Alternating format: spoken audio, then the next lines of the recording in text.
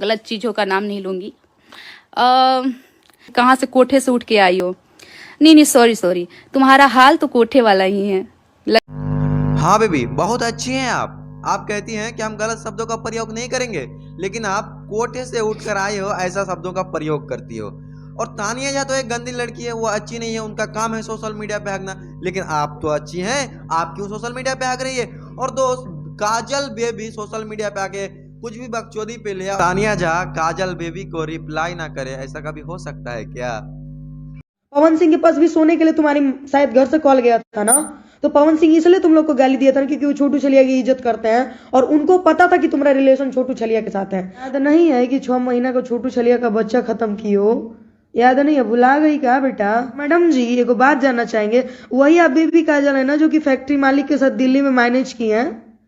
आप वही बेबी काजल है ना जो नेपाल में चुंटू पांडे के साथ मैनेज किए हैं? आप वही बेबी काजल है ना जो मतलब रितेश पांडे भैया के छोटे वाले भाई के साथ मैनेज की बात आपकी माँ ने खुद किया है? आप वही बेबी काजल है ना जो रोहतास में मतलब आप मैनेज करने के लिए लाइट मैन के साथ तैयार थी? आप वही बेबी काजल है ना जिसका पीला कलर के सूट में वीडियो है?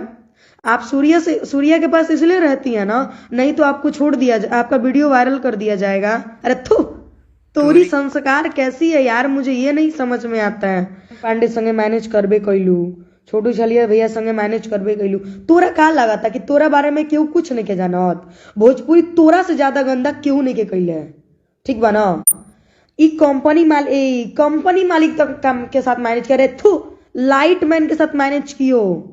तुम 8 साल रही छोटू छलिया के साथ, कुछ नहीं हुआ होगा? दो प्रूफ में छोटू छलिया के जीमेल पे पड़ा हुआ है, कहोगी तो मैं मंगवा दूंगी।